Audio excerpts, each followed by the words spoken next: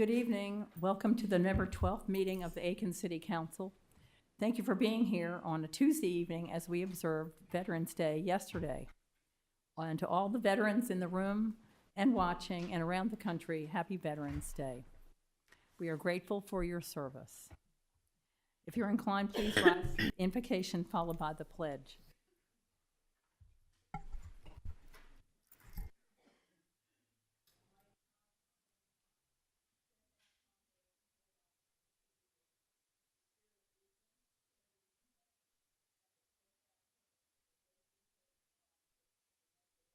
All people, in your name we pray. Amen. Chief Branco, could you please lead us in the pledge? Mayor, Council, I pledge allegiance to the flag of the United States of America and to the republic for which it stands, one nation, under God, indivisible, with liberty and justice for all.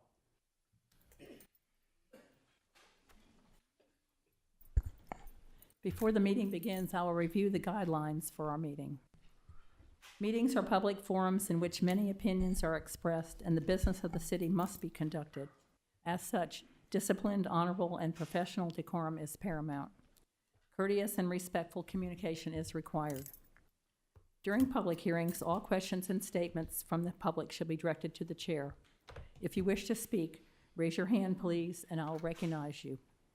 Please approach the podium and state your name and address. In order to allow an opportunity for everyone who wishes to address council, speakers should limit their comments to the subject being discussed. Each speaker will be given 5 minutes to address an issue and may only address an issue once unless questions from council are proposed to the speaker. During the non-agenda public comment section, each speaker has 3 minutes and can only speak once. We now move to additions and deletions to the agenda. I recognize Mayor Pro Tem Ed Girardeau for this agenda item. Thank you, Mayor. Good evening, everyone. It's good to be here. It was a beautiful day. We survived 40 days and 40 nights without rain, and then it all came and we got overdone. But we survived and we moved forward. Mayor, there are no additions or deletions to the agenda, so I present this as a motion to council. Thank you. And I second, Madam Mayor. Okay, and Councilwoman Broll made the second. All in favor? Second. Motion passed unanimously. The minutes were provided to council for review prior to the meeting. Is there a motion for approval of the minutes? I so move. Councilwoman Higgs made the motion. Do we have a second, please? I'll second it, Madam Mayor. Councilwoman Broll made the second. Any comments or changes? All in favor? Motion passed unanimously. We have 2 presentations this evening. The first is a presentation by Colliers with the status of downtown properties, including the former Hotel Aiken between Lawrence Street Southwest and Newberry Street Southwest. Will Mr. Tapp please come forward to provide this update? How are you? Good evening. I'm going to try to do better about talking into the microphone. Last time I didn't do too good. We are very pleased with the marketing campaign to date. I'll give you some statistics. Of course, everything now is done almost electronically. We have signs on the building, and we might have had one call. Well, we've had a couple of calls, but one interested party has come forward that I believe looked at the sign and read the newspaper. But overall, we do market electronically, and CoStar LoopNet, which is nationally the powerhouse marketing platform, we've had 18,390 views of our marketing material. Of that, 5,571 viewed everything thoroughly, went through everything, and out of that, 655 people or 655 views went through everything in detail. And one of the interesting things, one of the top viewers theirs was actually located in the Philippines, which we thought was interesting. Obviously, they have not toured the property, but we thought that the reach has literally been international. We've got, of all the people that looked, 3.6% were in market and 96.4% were out of our market. So it's a national reach. On email, we had a proprietary emailing list, and we, between Alia and I, we sent out, let's see, 1,000, almost 1,100 proprietary emails to our email marketing list. Out of that, we had over 1,000 opened the material and viewed it and went through it. And we had quite a number of people went through and looked at everything. We've had social media. We had Facebook, Instagram, LinkedIn. We had well over 2,000 people learn about the offering that way. The property website, we have a unique website and a virtual deal room with all of the information about the property.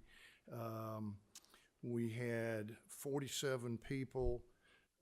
We have a non-disclosure agreement just to vet people and make sure that they're legitimate buyers and not tire kickers. We had 47 people viewed the agreement, 39 entities executed the agreement. 31 of those entered the virtual deal room, and 30 of those downloaded all of the documents, which is a sizable download. We have had 12 entities request property tours. Of that, one has dropped out because of timing. And one tour was an investor, not a developer, but they were interested in learning about the portfolio and maybe investing with the developer, whoever might be the winning candidate. Of those, about half are hotel developers and half are apartment/condo developers, so it's pretty much evenly divided. All of them are interested in harvesting the historic tax credits. That's what's driving the project and driving the numbers. All of them have paid attention to the historic, Aiken Historic Design Guidelines. I think everybody has spent time understanding those and asking questions that are all good. Most people have asked the same questions, and all of the, almost everybody, I think out of the 11 serious people, I think 10 of them have met with the city, met with Stuart and Mary to ask questions. And I think everybody, one of the things is the common question, and even when we have phone calls, when people call us, for instance, Archery Development out of Greenville call, and the first question they said was, what about parking in Aiken? And I think universally, that's the number one question that everybody has is what about parking? How much parking is available? And of course, we know that downtown Aiken is vibrant. Small businesses Lawrence Street is full. So parking is at a premium with the new lab, the new judicial center. I think that that's something that everybody's asked about. And so we've had some very serious discussions. Most people, well, everybody is interested in talking about parking garages. So that's a common theme that has come up. In working with Stewart and Mary. We're going to do call for offers on December the 23rd, and hopefully we will have, a good response. Like I say, we've got 11 people seriously looking. Don't know how many of those people will actually turn in an offer, but we feel like we're going to get a good response. So what kind of questions can I answer for y'all tonight? What happens when they submit the bid on the 23rd? When they submit the offers, we will collect those and look at them to see if there's anything significantly missing or see if there's anything that's confusing and ask them to please clarify that. Once that's done, we will turn those over to the city manager.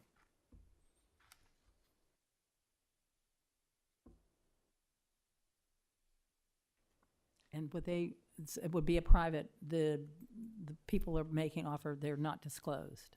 No, it needs to be because, and that's been another concern, is their bid going to be kept secret, if you will, for the city's eyes only? They don't want it shopped around in the press or made public. Because one of the criteria is ingenuity, creativity, and what they can do with the project. And so everybody we've been listening to these people talk as we walk around and tour. They're brainstorming, and we've heard all different kinds of ideas. We don't know which ones would make it into a final proposal or not, but everybody knows that is one of the salient criteria, is to have something that's creative, to have something that's not just, to try to put your best foot forward and do something that is going to really stimulate economic activity in downtown Aiken. So everybody wants to keep their ideas secret, and they don't want to let somebody else steal their idea, if you will. So confidentiality is paramount. Yes, ma'am. Have we given them, have we made known an asking price for the? No, ma'am. It is, we're just offers, taking offers. And what we would envision is after the city has reviewed everything, they would shortlist it, depending on how many people actually put in offers. And then you would ask for somebody's best and final offer. But no, we do not have a published asking price, because it's worth different things to different people. To an apartment developer, it'll be worth one thing. To a hotel developer, it'll be worth something else. So it's and we think we'll get a better response that way. Competition, in my experience, competition works. And it's the whole package that. Yes, ma'am. It's the whole portfolio is what is being offered. And the thought behind that is it's easier for the city. You also get a unified development. You get a unified idea, unified theme, instead of having individual projects that might not fit together. We think it would be a better outcome holistically to do it in one project. And is there any date that a potential buyer would have to break ground? Or Well, that's something to be discussed once we get the offers in, and that's something that we need to evaluate because we're asking for their timeline. Obviously, one of the things that I think the city's most interested in is somebody's ability to perform, and asking for their financial information, asking for how they intend to fund the project is certainly something that you should know. If somebody is, everybody has different financial capabilities, and obviously you want somebody that can perform is more desirable than somebody that's still scratching around trying to find financing, that type of thing. So I think that there's no deadline set for a closing. That's one of the things that we will find out in the proposals, and something that would be negotiated with the winning contestant, if you will. Thank you. Well, Thank you, Mayor. I'm just concerned over us doing a request for offer versus a request for proposal. Well, it's the same thing. No, they're Essentially the same thing. They're not. They're not at all the same thing, actually. A request for offer is very loosey-goosey. You know, they're offering us their own solutions, their own ideas. So I guess my question is, what criteria in specific have we put out there for them besides maybe DRB guidelines, so forth and so on? Basically, it was in the RFP. We called it RFO. No, when we put out a request for proposals to select, and we ultimately selected Colliers, it's to market this as an adaptive reuse of the property. It listed all the parcels that are within the confines of the proposal, and it did say other than the motor court or the Holly House piece that sits on the eastern corner of B Lane and Richland Avenue, the rest of the property needs to be adaptively reused. The motel could be adaptively reused, or it could be demolished, depending on what the vision of the offerer, the proposer is. And also for some sort of similar type use, whether it is a hotel or some sort of multifamily, whether it's rental apartments or for sale condominium type living. So the packet that was set forth is where? Is what? Did we provide a packet? Oh yeah, there was a website that the folks that he referenced earlier, that there was a website. You had to be vetted. Like he said, we didn't want people just kicking tires. You had to be someone that wanted to make a serious review, and it had all those details on the marketing website that It you sounds like described. So it's more detailed than a request for offer. And being a procurement professional, a request for offer is, here's kind of our vision.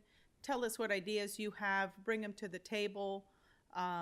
We'll take your vision into consideration, and we'll take it from there. A request for proposal, they get a proposal package where the city or your company is saying, so here's our vision, but here are the expectations of what we expect back. Well, now at a minimum. we have, and I'm sorry, I'm just using them interchangeably, but yes, to put a point on it, and we have furnished a brochure, a booklet to the city. I believe everybody's gotten a You all received a copy of that booklet. 36 pages, 32 pages, 36 pages, And and it clearly outlines what the city is okay, wanting. so the- that the- to the me, the goals of the city. so that is a request for proposal. So I just want to make sure that this isn't, that none of that was interchanged to like this. I mean, when you talk about a request for offer, it's very loosey-goosey, where that booklet does spell out the specifics. Absolutely. That is the roadmap. The booklet is the roadmap, and a proposal we expect a proposal to have their vision, their timeline, and an offer included in that. Perfect, thank you. For what they're offering. Yeah. Then, once everything is received, the city goes through it and decides maybe there are 2 good proposals, maybe there's just 1 good proposal, maybe there are 3. and you shortlist it and then go back to them and ask for their best and final offer. Yeah. Thank you. which- Mayor, I just needed clarification on the RFO versus an RFP. Yes, but no, but the booklet that we gave you, provided to city council, that Still is the stands, roadmap. still for stands. everybody. Excellent. It's the same for everybody. Thank you. Mr. Tapp, hey, how are you? Good to see you. Thank you. I believe you told us that 12 had toured, is that correct? 12 different entities? We've actually had 13 tours, I think, but one was an investor. 13 people have requested tours.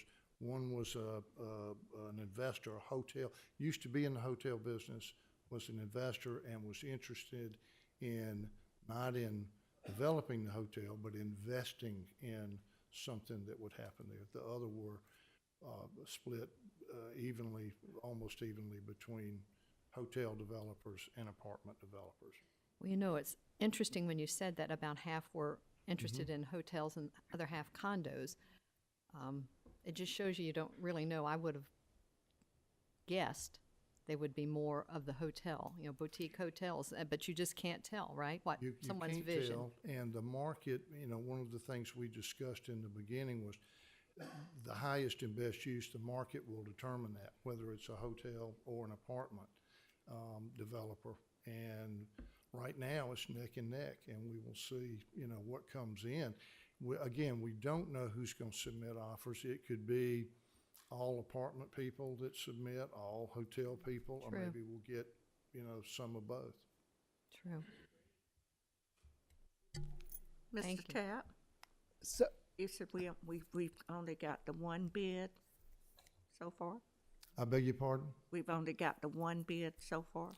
We do not have a We bid don't at have all. At all. When is the deadline? I beg your pardon? The deadline. December the 23rd. Okay, thank you. And so your timeline, so you will get that, and then you process that, and then you come to us, Yes, ma'am. to Absolutely. the city. so for clarification, Mayor, for me, so the objective is not to try to attract a hotel downtown, is however we can get rid of the building. Well, that would be ultimately up to council. We've had multiple people look at it, as Mr. Tapp said, and some have looked at it from the standpoint of a hotel. Some have looked at it for the standpoint of multifamily apartments or condos. And it's kind of like if the it kind of depends on what the market bears. Certainly, council, if you do not like what's been received, we certainly don't have to accept. If, say, we get nothing but offers for multifamily or apartments, we could say, well, we need to start over or market it a different way to try to make it more attractive for hoteliers. That would be council's decision. But again, the folks that have looked at it have both looked at it. Some have looked at it for hotel only. Some have looked at it for the multifamily.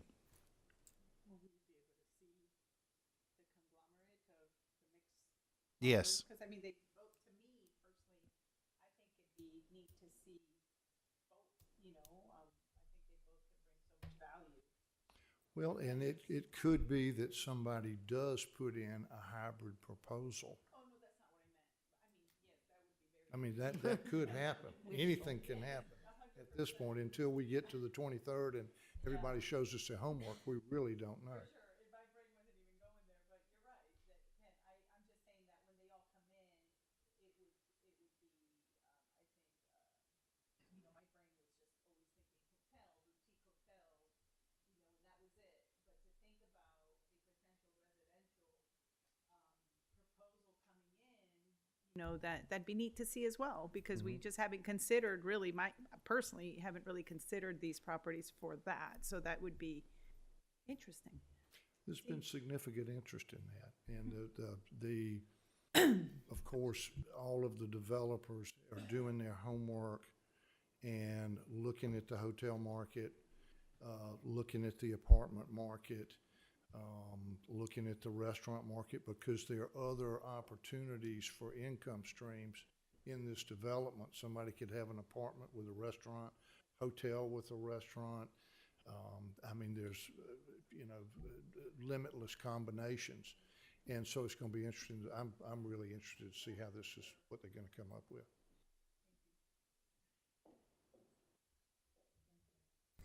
Thank you so much, Mr. Tapp. Thank you. Appreciate it.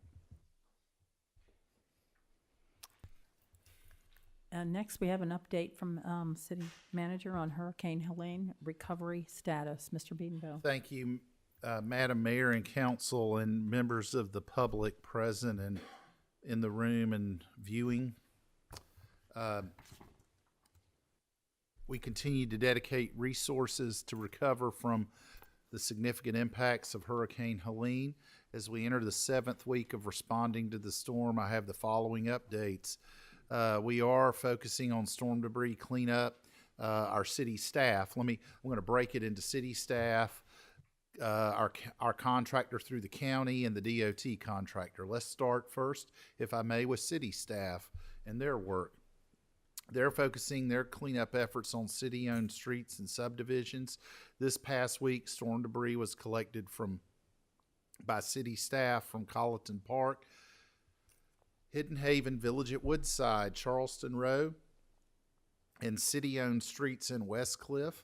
The next areas of focus for our city crews include Stratford Hall, Springstone, and River Bluff. To date, we've collected 35,000 cubic yards of storm debris that has been collected and deposited at Citizens Park. We began shipping we had delivered, week before last, equipment to chip the debris, and that has begun. One of the things I've been asked, which I will report, is in past major weather events where there's been a lot of fibrous material deposited on the ground, we've been asked, or we've had mulch available for citizens or residents to come.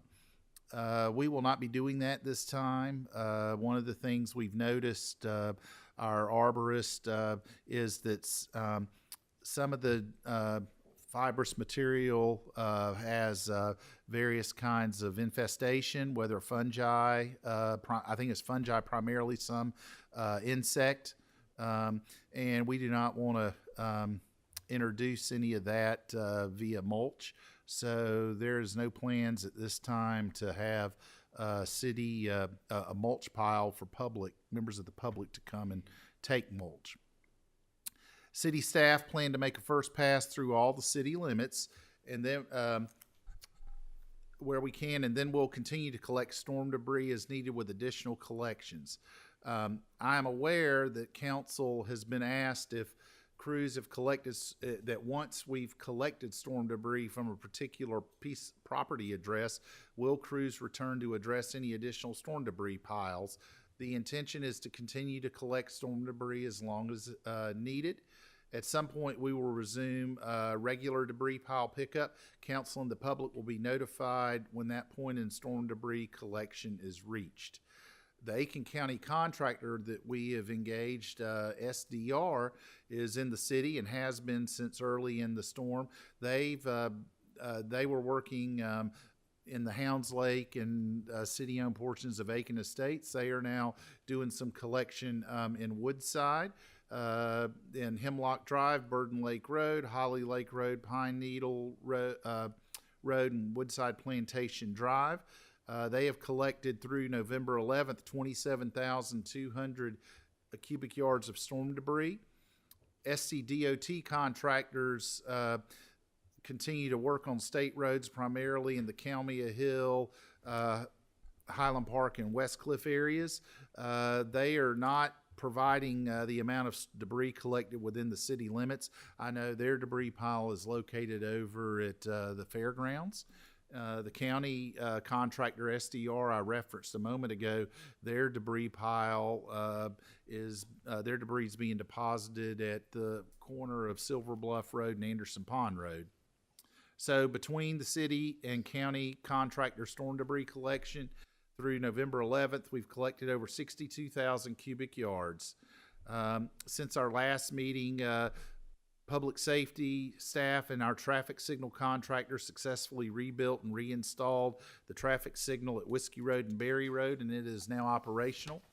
Parks, Recreation, and Tourism activities have resumed normal schedules, including the historic trolley tours that resumed earlier this month. The Hopelands Gardens and Rye Patch facility in Carolina Bay remain closed. Staff are working to ensure that Christmas in Hopelands can proceed on schedule with an expected open date of December 14th, 2024. To date, we've spent over $862,000 on hurricane-related expenses. That doesn't include payroll. Expenditures are expected to continue to increase as damage continues to be addressed.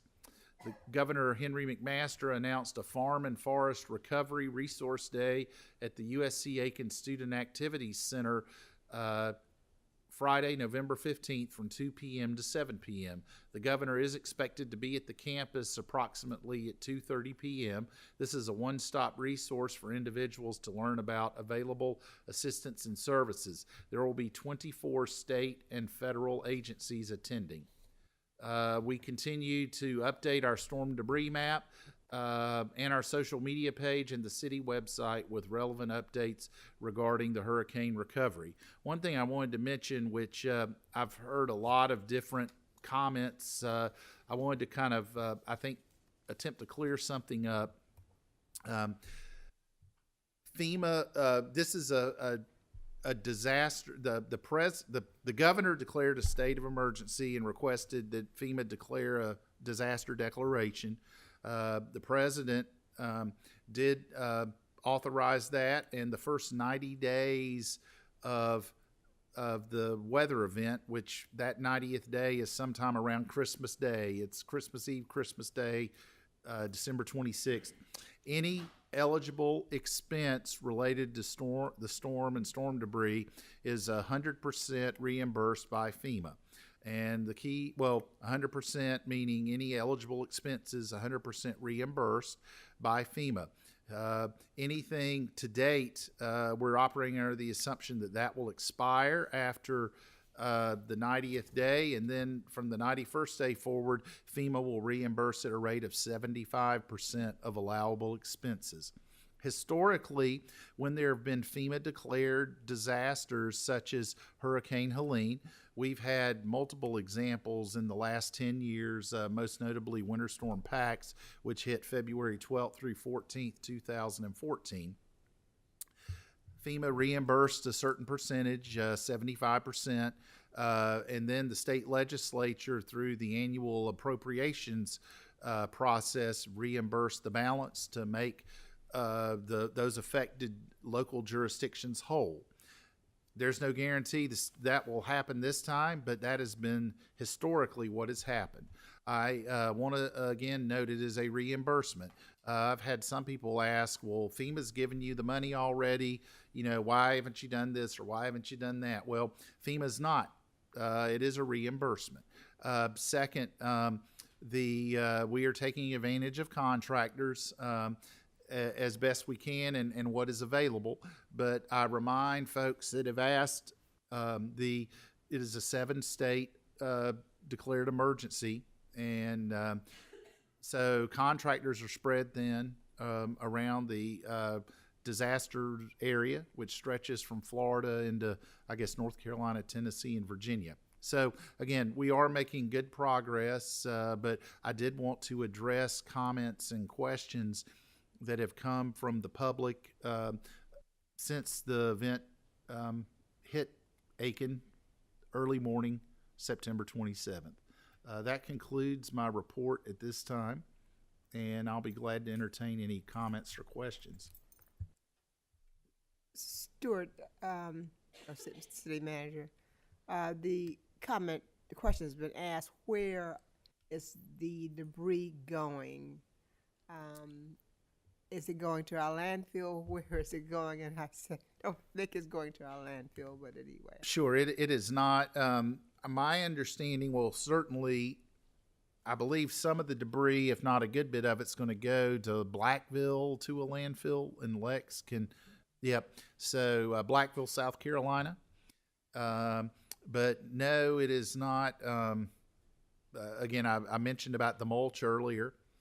But it needs to be chipped and then it will be hauled off. And at this point in time, we're aware of it going to the landfill in Blackville.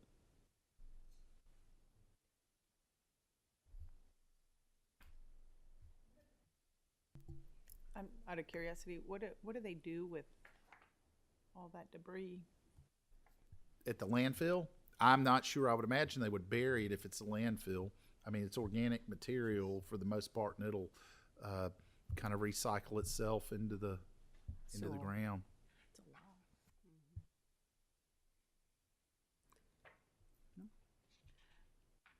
lot. SDR, do you know how many vehicles they have working? Oh goodness, county. They have about 10 vehicles working countywide, and a portion of them, probably 2 to 3, are working here in Aiken at any time. I know they're working in North Augusta and out in the county as well. Again, right, as they finish up in other areas, I know they dedicated a lot of resources to Western North Carolina as well, but that is the number that they started out with. And one thing to remember, the size of these trucks that the contractors have is approximately 4 times the size of our little yard waste. They're approximately 100 cubic feet, 100 yards, 100 cubic yard sized trucks, whereas ours are approximately 25 cubic yards. So 4 loads of ours equals 1 load of theirs. And Madam Mayor, if I may, I had spoken with Mr. Biedenbow because several of my constituents had asked about the mulch and that kind of thing, but as our city manager said about the fungus and different kind of diseases, but also you remember when we first were taking all this up, there were so many places, I know in my neighborhood and West Cliff and all of that area, wires were all twisted into these trees. So when you cannot mulch that up and use it because it's going to have wire and who knows what else in it that you don't want people using for things that they may become harmed by. So it wasn't all clean cut, pristine wood. Like, when we had the ice storm, pretty much the wood was clear. It wasn't like this where there's wire all twisted in it. And so that's made a difference in what they could do with the debris afterwards. And when people understood that, they said, okay, I gotcha. They weren't, it seems a waste to have all that wood that we can't do something with, but you don't want anyone to become harmed by it either. Thank you. I believe that you plan to give updates on a regular basis as well. Yes, I plan to give them at a point in every council meeting indefinitely. It'll end at some point. I just don't know when. Thank you. We now open the floor to public comments on non-agenda items. Comments are limited to 3 minutes per speaker and for a total of 30 minutes. Yes.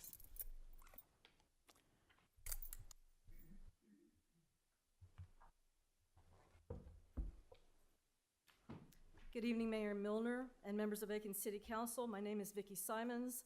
I live north of Aiken in Aiken County. I am a 100% grower-producer of microgreens who first began selling produce at the Aiken Farmers Market in 2019. My posts on Facebook prove that I am a strong advocate of the Aiken Farmers Market and my fellow vendors, particularly those who sell healthy food.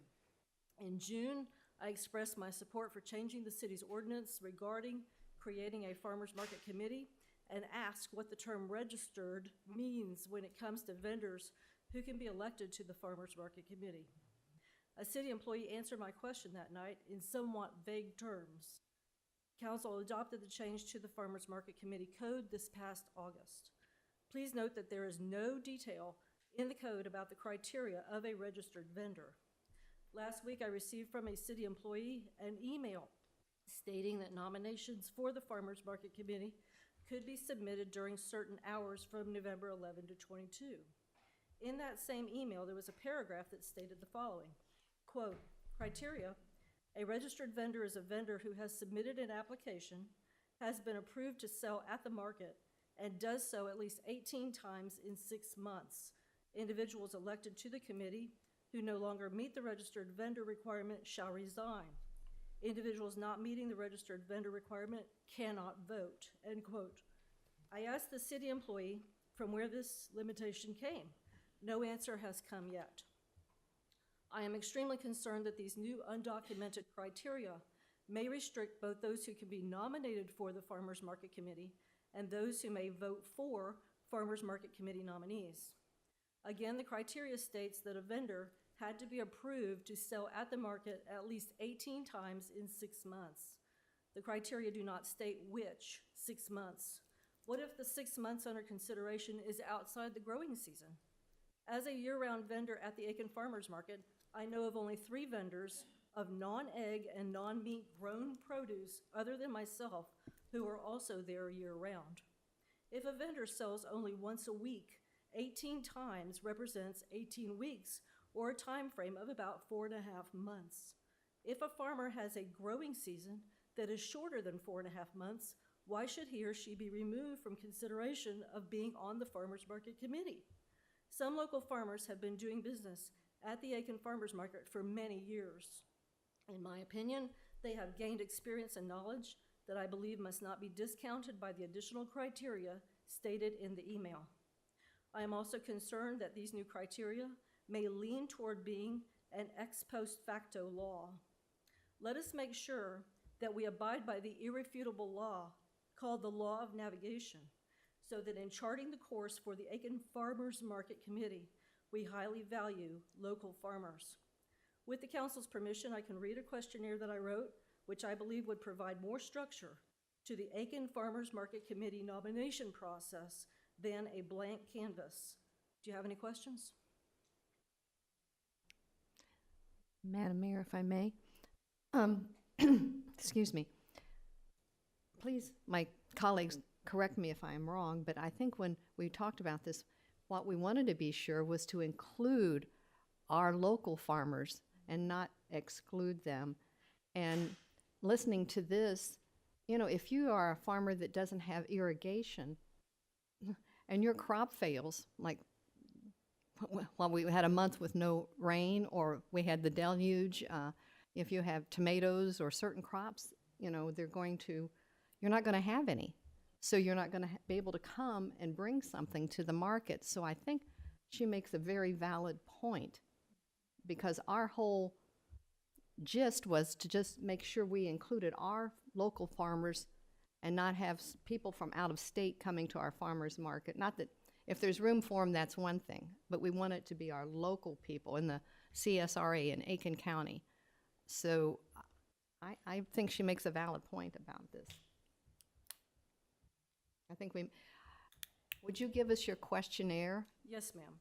And I know that I'm going past my 3-minute limit, but at your request, this is the questionnaire that I have developed, which I would believe is a good framework for everyone who wants to be a nominee. Can you leave it with Ms. Sarah, and she'll see that each one of us get it? Yes. Ms. Sarah, I'm fixing to give you my 2-page written survey, my questionnaire. Thank you so much. Thank you very much. Thank you. Yes.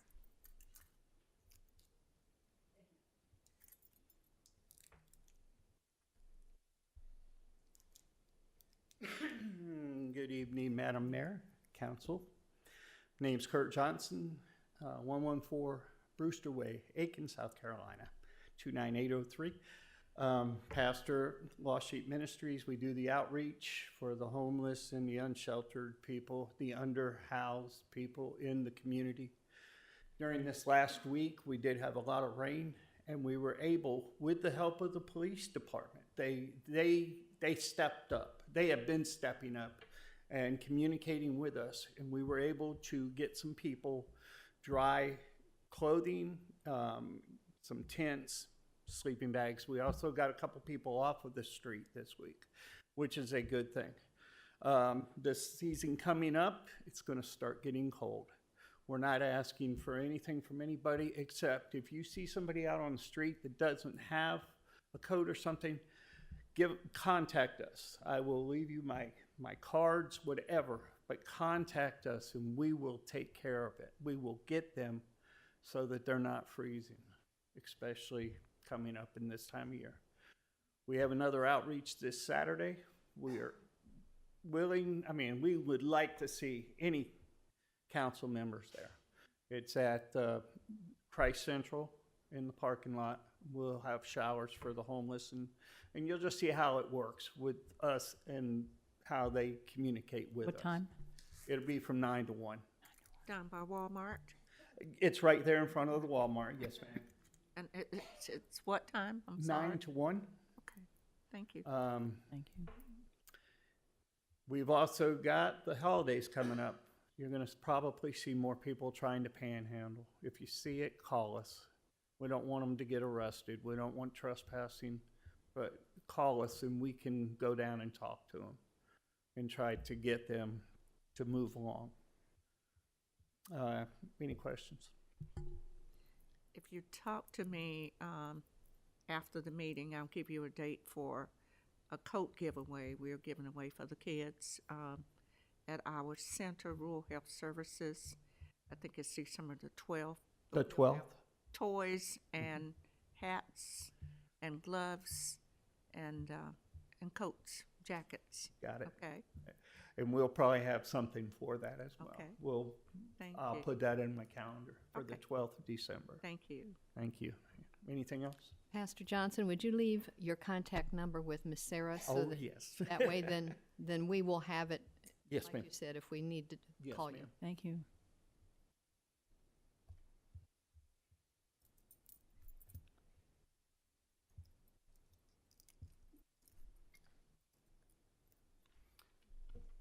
Yes, my name is Don Moniak. I live north of Aiken as well. I had two questions. One is on page 113 of your agenda packet. There's the property inspection report. And it has one property that says it's had a demolition inspection done, and it's in the Demolition 200 program. I was just curious as to what the status of that program is, because it was reported as being suspended. It's a case by case. I'd have to follow up, but structures that have been burned out and so forth, we make eligible depending.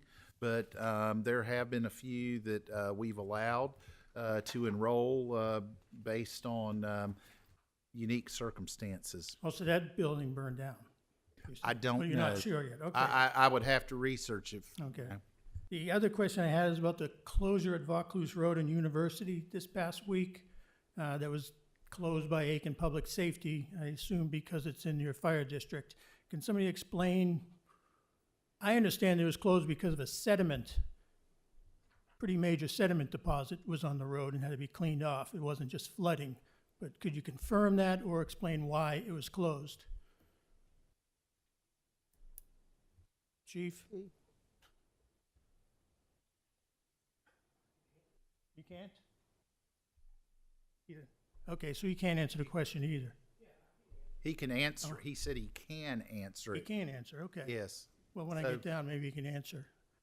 And I just want to point out that that particular intersection, I don't believe it ever had flooding before. I've been through it many, many times. And it's actually crowned now so that it doesn't have flooding through the intersection.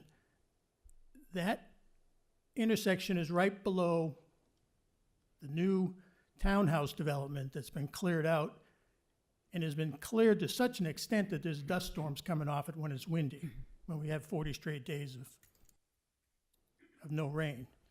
And then when it rains real hard, sediment comes down. But I want to confirm that that was the issue. Thank you.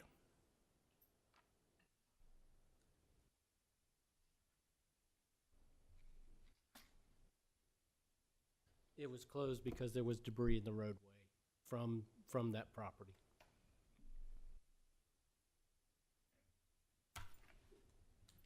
Thank you. Yes. Yes, Ms. Johnson. Good evening, everyone. Linda Johnson, 515 Parkside Drive, Aiken, here for Historic Aiken Foundation and the board. Just wanted to say thank you to the council, to Colliers for the report on what's happening with the hotel redevelopment of that block. It was encouraging to hear those numbers. Sounds like there's been a lot of interest, and we have some candidates going forward. So we're really looking forward to seeing some designs and seeing what the plans will be. I did want to address something that I heard, that parking is an issue that's been brought up by the potential development people. Parking is always an issue. Back in 1929, when they expanded the hotel, they needed more parking, and they put in a couple of parking garages on B Lane. So this isn't anything new. Just wanted to reiterate that Historic Aiken Foundation, our board, is very much against very large, overly large, monolithic, poorly designed parking garages. We would be opposed to that. Having a parking solution will require some creativity and thoughtfulness to be able to maintain the historic integrity of our downtown. So that said, we also want the hotel preserved, and we want it redeveloped. So if we get to a point that something like a parking garage is being considered, we just want to make sure that it meets the guidelines in scale, in location, in design, in having retail on the first floor. Those are all things that are already in our guidelines. So just we need to be sensitive to that and make sure that we're maintaining the integrity of our downtown. Thank you.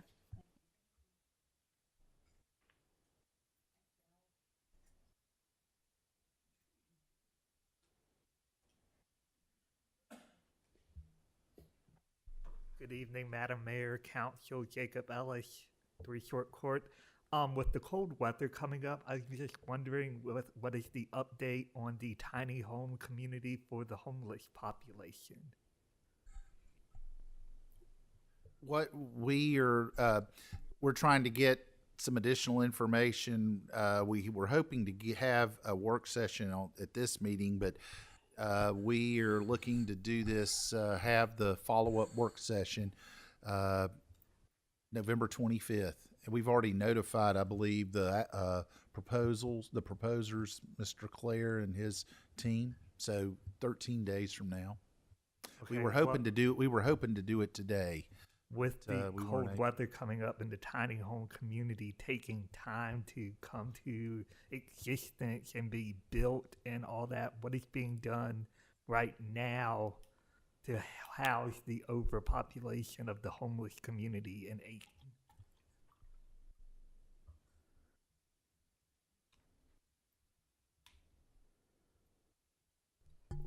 Well, Jacob, you know, we, and this was the first time that we've ever done this.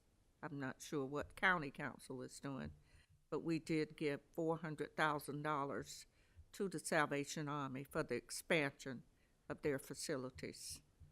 Okay. I just was inducted into the board of the Salvation Army, and I'll have a meeting on Thursday, and I'll see if there are any updates as far as an increase in the number of beds available, so forth. Thank you very much. Okay.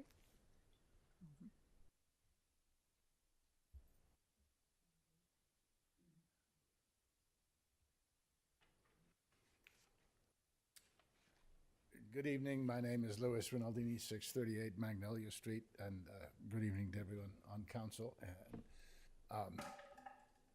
first, I'd like to note that I probably haven't spoken here for 6 months or something, which is great because the conversations that I've seen have been constructive, and I think the city feels like you're listening, which is a wonderful accomplishment. So, bravo. I sent you all an email today, and I've got a copy of it, which I would like to submit for the record. But I wanted to talk to you a little bit in person about how I look at that. You know, I view this as an opportunity. It's quite often in municipal situations that when somebody says something criticizing the city engages attorneys and tries to shut that down. We brought a lawsuit against the city to stop Project Pascalis, a group of plaintiffs, concerned citizens, and the city engaged lawyers that effectively fought that every way. That's natural, not unexpected, but time has now gone by, and I think it's time to reflect and see if there's a different way of looking at this.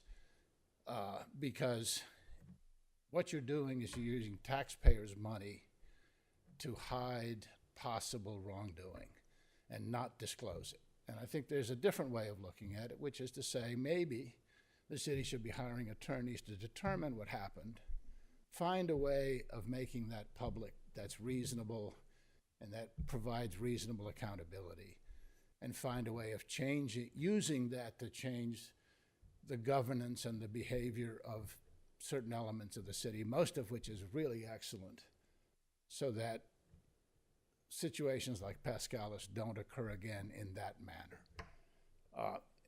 As I understand it, there's a scheduled executive session with the attorneys representing the city this evening, and I can tell you it has cost us a fortune to deal with all the motions and nonsense that they've done to try to stop us and delay us. It's been over 2 years. The city has spent a fortune on that, and it's not really productive. I mean, if you think about it, if you just had full disclosure, if the city did nothing wrong, that would vindicate the city with full disclosure. If something was done wrong, then the citizens ought to know. You have a responsibility to investigate that. You have a responsibility to disclose that. And you have a responsibility to try to ensure that it doesn't happen again. Now, I think there's an opportunity to do that now, and I think when you go into your executive session, I would ask you to question your lawyer and question yourselves as to, isn't this something that would be improved by having full disclosure? And it can be done in a civilized way so that the city is not damaged by that disclosure, and that it's used in a constructive, positive way to improve governance of the city. And I think everybody would benefit from that. Thank you.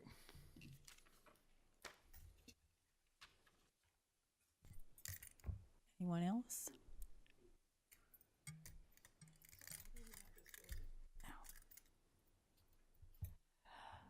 Okay, thank you. We now move to approval and discussion of appointees to various city boards, committees, and commissions. Mr. Beatonville. There are no discussions. Mayor, I just need to make a quick comment. Okay. Mr. Rinaldini, I assure you, we are going to ask a lot of questions tonight. And I don't want to leave here tonight after this public comment with the perception that there's things not being disclosed. I mean, it's been 2 years. How long has it been? Too long? Too long. Too long. This needs to end. I mean, AMDC got dissolved. We keep going back and forth.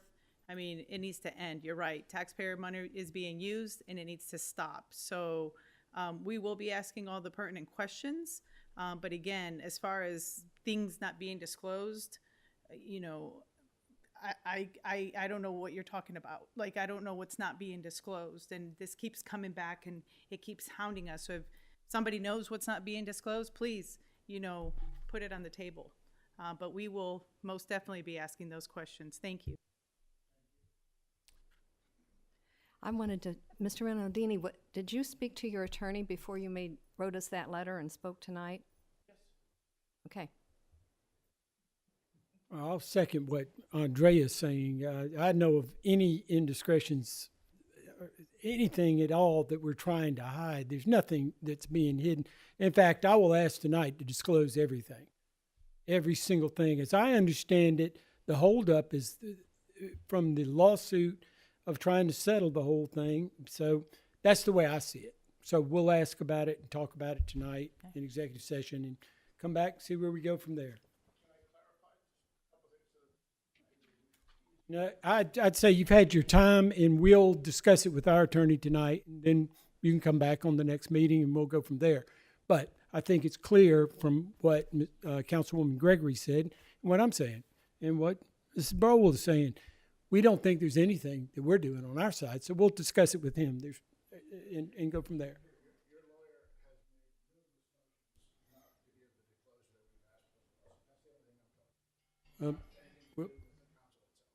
Okay. Thank you. No nominations. Correct, no nominations.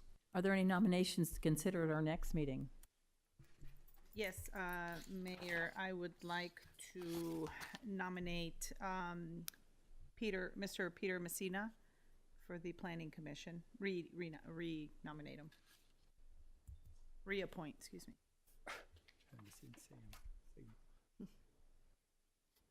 Okay. That's it? I'd like to reappoint Ben Lott on the Design Review Board.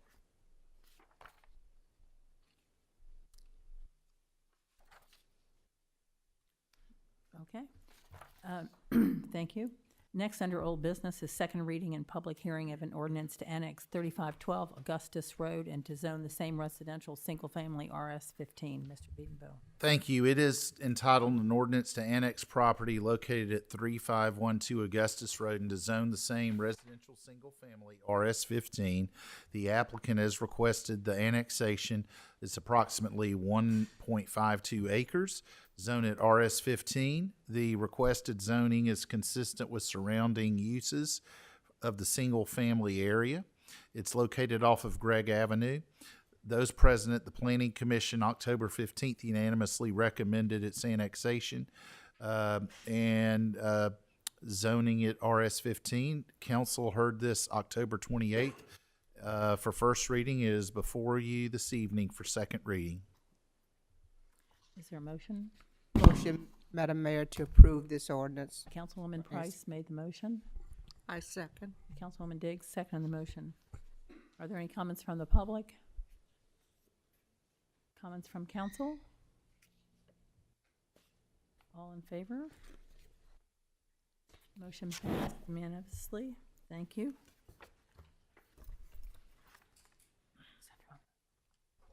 I have another, hold on. I don't have the second thing. That, it says, second item under. I know. Okay, sorry. The third item under old business is second reading and public hearing of an ordinance to annex 900 Shadow Drive and to zone the same residential single-family RS-15. Mr. Beedenbow. Thank you, Madam Mayor. The ordinance is entitled an ordinance to annex property located at 900 Shadow Drive and zone the same residential single-family RS-15. The applicants are requesting this annexation of approximately 2.69 acres, zoned as residential single-family RS-15, which is consistent with surrounding single-family uses and zoning. Those present at the Planning Commission on October 15th unanimously recommended annexation and the rezoning, and council approved this at first reading October 28th, and it's before you for second reading this evening. Is there a motion to, I so move, Madam Mayor. Councilwoman Broll made the motion, Second, Madam. and Councilwoman Price seconded the motion. Thank you. Are there any comments from the public? Council, comments from council? All those in favor? Motion passed. Thank you. The next item under old business is second reading and public hearing of an ordinance to annex certain property owned by the city of Aiken known as Powerhouse Connector, Phase 1 right-of-way. Mr. Beedenbow. Thank you. This is entitled an ordinance to annex certain properties owned by the city of Aiken and known as the Powderhouse Road Connector Phase 1 right-of-way. This is property that is city-owned. It does not need to go to Planning Commission for a recommendation since it's serving a public purpose. This roadway, first proposed in 2006, will provide an alternative route for motor vehicle traffic from the south side over to East Pine Log Road, while allowing motorists to bypass one of the busiest areas of our city, Whiskey Road, from Pine Log Road to Eastgate Drive. It will be a limited access roadway with few curb cuts and traffic being funneled to signalized intersections or calm via use of a roundabout. We do have funding from local, state, and federal sources. the project can be bid out upon approval of this for second reading this evening. Madam Mayor. Thank you. Have a motion, please? So moved. Councilman Girardeau made the motion, and Councilwoman Broll I seconded the second. motion. Yes. Thank you. Are there any comments from the public? Comments from council? All those in favor, please. Motion passed unanimously. The final item under old business is second reading and public hearing of an ordinance to amend the fiscal year 2024-2025 budget to include grant funding for mosquito equipment and funding for a development agreement. Mr. Beanbo. Thank you. It is entitled an ordinance amending the budget of the city of Aiken for the fiscal year beginning July 1, 2024 and ending June 30, 2025 for the general fund, buildings and grounds division, and water and sewer fund. This incorporates two things. It is a hurricane recovery mosquito grant from the Department of Public Health, which reimburses for mosquito products. That question came up last time. It is the pre-existing development agreement from August of 22. And this accounts for expenses to be reimbursed to the developer. And it is before you for second reading this evening, Madam Mayor and Council. Thank you. Is there a motion to approve this? So moved, Mayor. Councilwoman Gregory made the motion, Second, Madam Mayor. and Councilwoman Price seconded the motion. Thank you. Are there any comments from the public? Comments from council? All those in favor? Motion passed. Thank you. We now move to new business. The only item is first reading of an ordinance approving the sale of property owned by the city of Aiken located on Williamsburg Street Southeast. Mr. Beanbo. Thank you, Madam Mayor and Council. It's an ordinance approving the sale and conveyance of the property owned by the city of Aiken at 102, 114, and 118 Williamsburg Street Southeast. Under the now defunct Aiken Municipal Development Commission, 3 parcels were acquired in 2021 for $175,000. Using money from a federal EPA grant, the site was abated to include that included removal of hazardous material. This property transferred to the city of Aiken after the council's decision to abolish the AMDC. Council approved staff releasing the request for proposals on August 26th, with responses due September 13th. One proposal was received.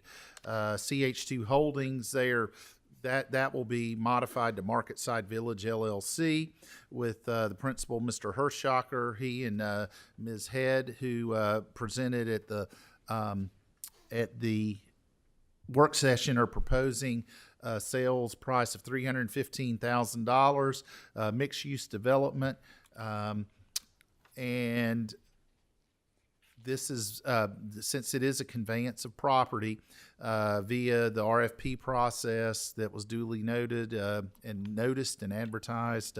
We do need to get council approval through 2 readings, and the first reading is this evening.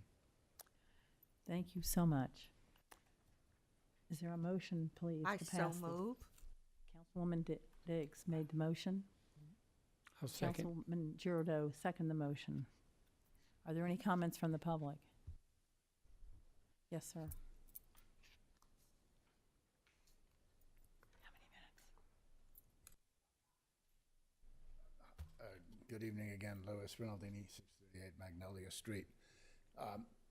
I attended the work session and I heard some questions in the work session about the process for selling the property. And I just wanted to comment, for your sake, my reaction as a citizen. The process has been very good. The question, I think, was from Councilwoman Broll about an appraisal, so I think it's appropriate that it was a question that was asked and it was appropriately answered. There has been a process here of an RFP. I think the community knows the property's been for sale for some time. Anybody who was interested in that property had the opportunity to approach the city. I know the city was quite interested in finding a buyer for the property, so they would have been helped along. And I what I would have to say is, from the point of view of process, what you've done is good and a significant improvement over some other situations. So I'm very much in favor of it, but also wanted to just comment on the process for the community to know that a good process was followed. Thanks. Thank you. Thank you. Yes.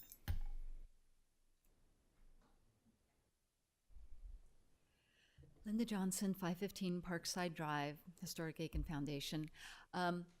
So this is actually, it was really encouraging to see the proposal for this come in. 2.5 years ago, when we were all talking about the properties that the city bought, Jackson Petroleum was another historic property that the city bought, but it kind of got lost in the shuffle with all the other buildings that were being talked about.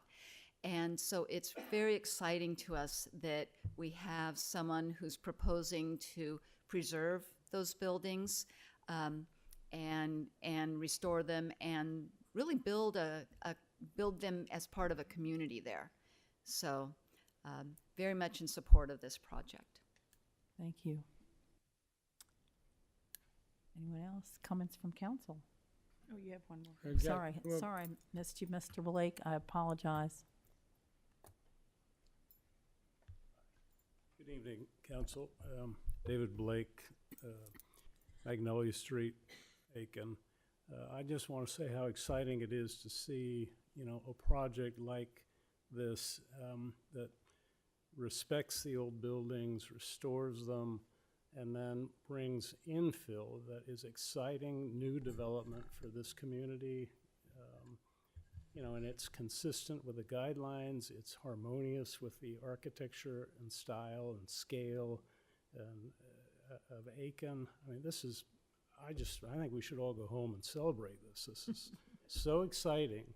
And this is the kind of development that we've been fighting for a long time. And I'm so pleased to see it tonight. We all support it so much. Thank you.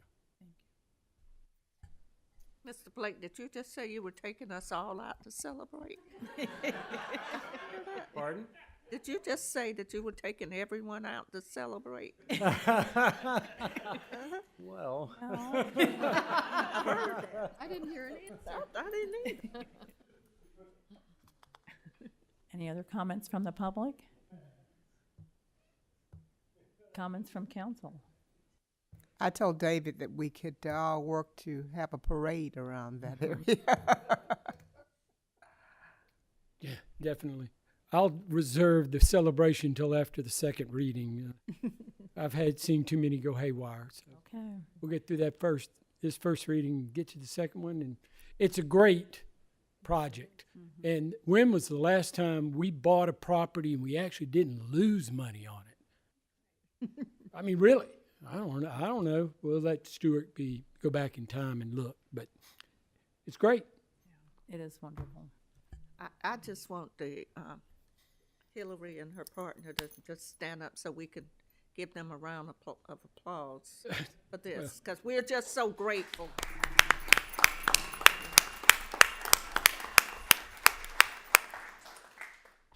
Come on, second reading. Thank you. Yes. Very, very impressive. I was very impressed by the proposal that was put before us this evening. I'm excited for the second reading. And, I was sitting in the work session thinking, how things just develop in the sense that, before we didn't see this property as a catalyst to all the various projects and properties, as I think Ms. Linda mentioned earlier. But it is right now, and that's really exciting. That is on that part of town in support of the farmers market, cultivating 3 buildings, preserving them, and then just the exciting just development around it is going to be tremendous. So I'm seeing this one as the catalyst to all those properties. So thank you. Thank you. Thank you. Any other comments? All those in favor? Yes, it's the vote. I need a motion. Yeah, we got a motion. I'm overwhelmed. All in favor. No, we did. We did. I believe we We did have a motion. No, we're not going to do that. Boy, that'd be criticized. Sorry, we did. Now I can ask who, all those in favor. We did motion. Yes. Yes, Yes. all in favor. And I think everyone is in favor, and it passed unanimously. Thank you so much, and thank you. We have no petitions and requests this evening, so we will now open the floor to public comments on non-agenda items. Comments are limited to 3 minutes per speaker and for a total of 30 minutes. Yes. Yes. We're going to say you were. Good evening. Good evening. Good evening. I'm Dolores Harris from Friendship Baptist Church, and we had our health and wellness fair on October 29th. And I just want to thank Mr. Biedenbaum and Ms. Diggs for coming down to support our efforts in getting information out to the public. You all are doing a great job, and I really appreciate it, because sometimes people in that community feel that they're neglected, and the event was such a success. We were so excited about it. The community was excited about it, and we're going to have it again next year. So thank you all, and thank the city for the marvelous job you're doing. I also would like to thank Mrs. Price for your advice, your support, and your encouragement. So thank you all so much. Thank you for coordinating such a great event. It was very nice. Thank you.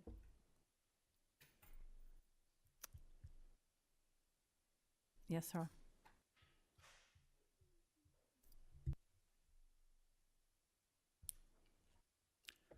Yes, my name is Don Moniak. Just one follow-up on Vaucluse Road and University.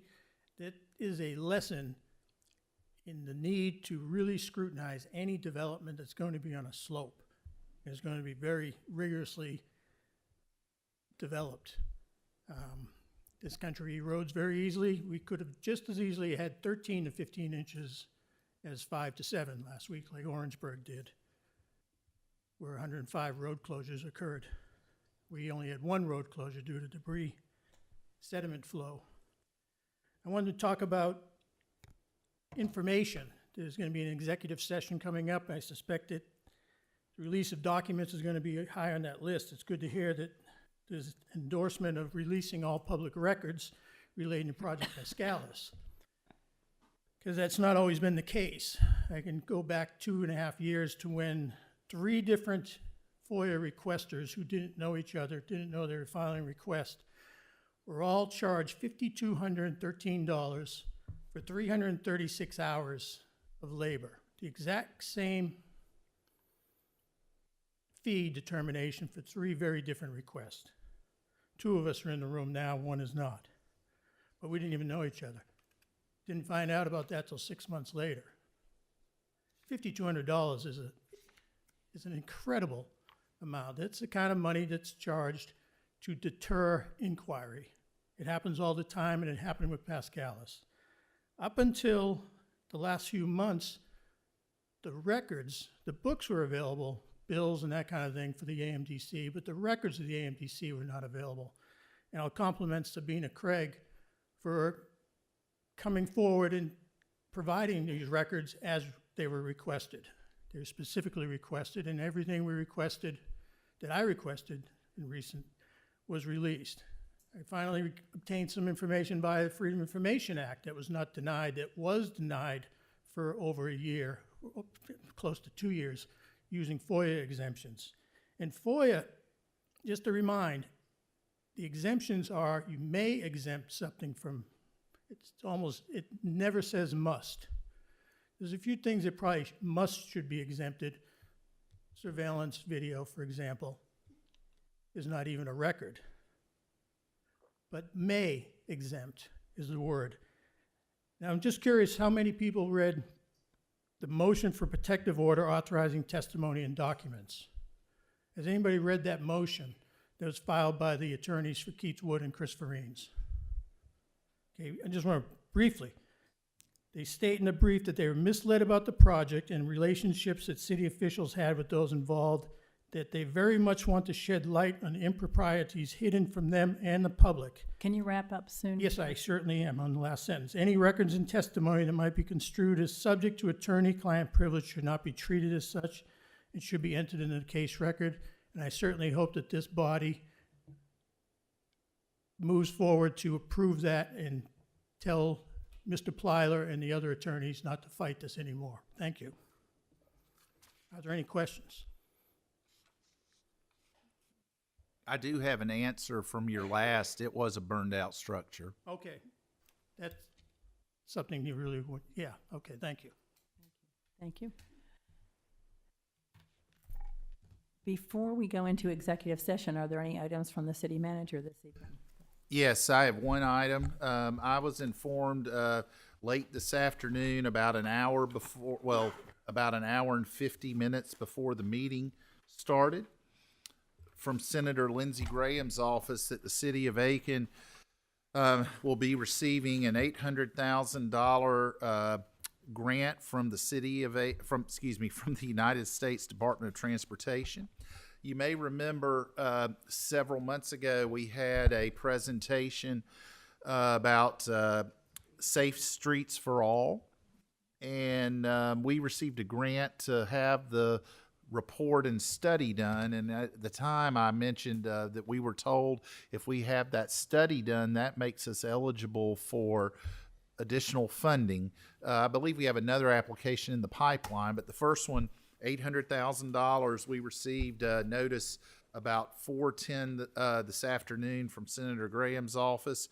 What it will do is it will be used by the city of Aiken to construct demonstration activities in support of an in-development safety action plan, which can include high visibility crosswalks, pedestrian countdown signal heads, automated traffic signal performance measures, including signal coordination and phasing studies, lane narrowing with wider markings, converting two-way left turn lanes into a median with a quick curb, removing channelized right turns with quick curb, high visibility pavement markings, temporary traffic calming measures, and strategies from the Pedestrian and Bicycle Safety Action Plan Toolbox. So this is paying dividends up front, and we do expect more to come.